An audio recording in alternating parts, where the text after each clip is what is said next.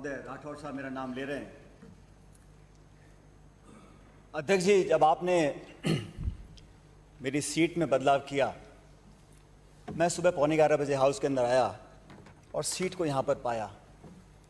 मैं बहुत लंबा इंटरवेंशन नहीं करना चाहता हूँ, लेकिन पहले जब मैं वहाँ बैठता था तो सुरक्षित था, सरकार का हिस्सा था। फिर मैंने सोचा कि अध्यक्ष महोदय ने और हमारे चीफ विप साहब ने मेरी सीट यहाँ पर क्यों रखी है। 2 मिनट मैंने सोचा और फिर देखा कि ये सरहद है, पक्ष है, विपक्ष है, और सरहद पर किसको भेजा जाता है? सबसे मजबूत योद्धा को भेजा जाता है। और आज इस विश्वास मत में जो चर्चा हो रही है उसमें बहुत सी बातें बोली गई, बहुत सी बातें बोली जाएंगी। समय के साथ साथ सब बातों को खुलासा होगा।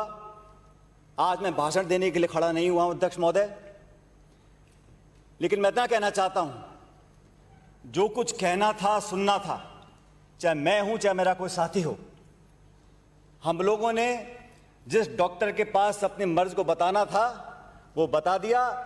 इलाज कराने के बाद हम सब लोग, आज 125 लोग यहाँ सदन में खड़े हैं, और सदन के अंदर जब हम सब लोग आए हैं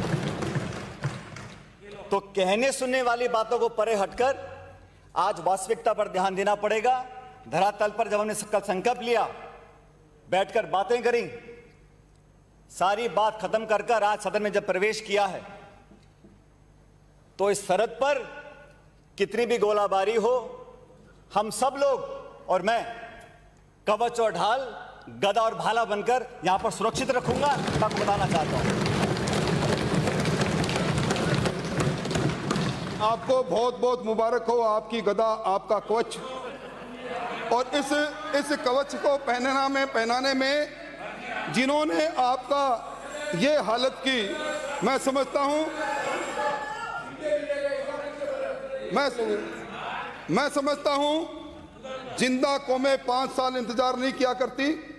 इसका परिणाम निश्चित तौर पर आएगा।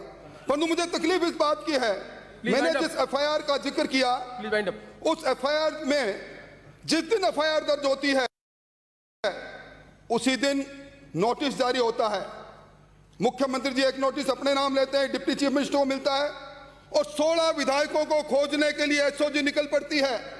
पपला गुजर जो आज 1.5 साल से फरार है, उसको खोजने में एसओजी की रुचि नहीं, परंतु उन विधायकों को जो अपनों से नाराज होकर चले गए, उनको खोजने के लिए जो हुआ, मैं समझता हूं 124 अध्यक्ष महोदय, धारा 124 राजद्रोह, और ये धारा वो है जो कांग्रेस ने लोकसभा के चुनाव में कहा हम शासन में आएंगे उसको समाप्त करेंगे।